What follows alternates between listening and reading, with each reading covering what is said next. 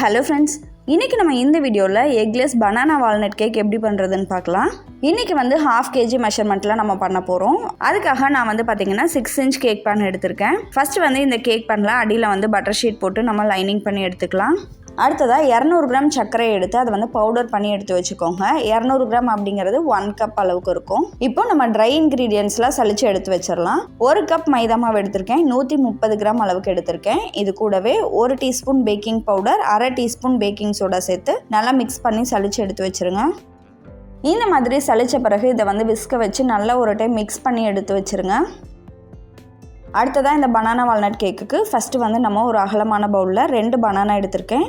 இதோட wait measurement பார்த்திங்கன்னா 2 வாழைப்பழமும் சேர்ந்து 75 கிராம் அளவுக்கு எடுத்திருக்கேன். நீங்கள் வந்து இதை விட கொஞ்சம் பெரிய சைஸ் வாழைப்பழமாக எடுக்கிறீங்க அப்படின்னா 1 மட்டும் எடுத்துக்கோங்க. வெயிட் வந்து 75 கிராம்ஸ்குள்ளே இருக்கிற மாதிரி பார்த்துக்கோங்க. 50 கிராம்ஸ்லேருந்து 75 கிராம்குள்ளே இருந்தால் ஓகே தான். இப்போ இந்த வாழைப்பழத்தை நல்லா இந்த மாதிரி விஸ்க வச்சு மேஷ் பண்ணி விட்டுக்கோங்க. இது கூடவே நம்ம 1/4 கப் அளவுக்கு ஆயில் சேர்த்து நல்லா மிக்ஸ் பண்ணிக்கலாம். 1/4 கப் ஆயிலுக்கு பதிலாக 1/4 கப் அளவுக்கு மெல்டட் பட்டர் கூட நீங்கள் சேர்த்துக்கலாம். இந்த எண்ணெயும் வாழைப்பழமும் நல்லா ஒன்றோட ஒன்று மிக்ஸ் ஆகிற அளவுக்கு நல்லா 1 நிமிஷம் நல்லா மிக்ஸ் பண்ணிக்கோங்க. இந்த எக்லெஸ் கேக் பண்ணுறதுக்கு நமக்கு எலக்ட்ரிக் பீட்டர்லாம் எதுவும் தேவையில்லை. இந்த விஸ்கை வச்சே நம்ம செஞ்சு முடிச்சிடலாம். இது கூடவே நம்ம அரைச்சி வச்சுருந்த சர்க்கரையும் சேர்த்து நல்லா மிக்ஸ் பண்ணிக்கோங்க. அடுத்ததாக இதில் நம்ம 1/2 கப் அளவுக்கு பால் சேர்த்துக்கலாம். 1/2 கப் அப்படிங்கிறது 125 ml அளவுக்கு பால் எடுத்திருக்கேன். இதை சேர்த்து இதை வந்து நல்லா மிக்ஸ் பண்ணி விட்டுக்கோங்க. இது கூடவே நம்ம சலிச்சு வச்சிருந்த ட்ரை இன்க்ரீடியன்ஸையும் சேர்த்து நம்ம வந்து நல்லா மிக்ஸ் பண்ணி கலந்துடலாம். லம்ஸ் எதுவும் இல்லாமல் நல்லா மிக்ஸ் பண்ணிக்கோங்க. இப்போ பாருங்கள், நம்மளோட கேக் பேட்டர் ரெடி ஆகிடுச்சு. இதை வந்து நம்ம லைனிங் பண்ணி வச்சுருக்க கேக் பேனில் ஊற்றி நம்ம வந்து பேக் பண்ணி எடுத்துக்கலாம். இதுக்கு மேலே நம்ம வால்நட்டை இந்த மாதிரி சின்ன சின்னதாக உடச்சி மேலே சேர்த்துக்கலாம்.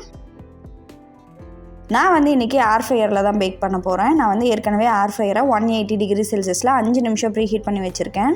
இப்போ இதை வந்து ஏர் ஃப்ரையரில் மிடில் ரேக்கில் வச்சுட்டு 180 டிகிரி செல்சியஸில் 30லேருந்து 40 நிமிஷம் பேக் ஆகட்டும்.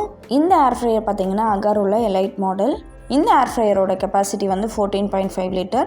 இதோட பவர் பார்த்திங்கன்னா 1700 வாட்ஸு. இந்த ஏர் ஃப்ரையரை பார்த்திங்கன்னா நம்ம வந்து பேக் பண்ணுறதுக்கு, ஏர் ஃப்ரை பண்ணுறதுக்கு, டீஃப்ராஸ்ட் பண்ணுறதுக்கு, டீஹைட்ரேட் பண்ணுறதுக்கு எல்லாத்துக்குமே நம்ம வந்து இதை யூஸ் பண்ணலாம். இந்த ஏர் ஃப்ரையரோட லிங்க் வந்து நான் டிஸ்கிரிப்ஷனில் கொடுத்துருக்கேன், வேணும்னா செக் பண்ணிக்கோங்க. எக்லெஸ் கேக் அப்படிங்கிறதுனால நமக்கு வந்து கொஞ்சம் அதிக நேரம் எடுக்கும் பேக் ஆகிறதுக்கு.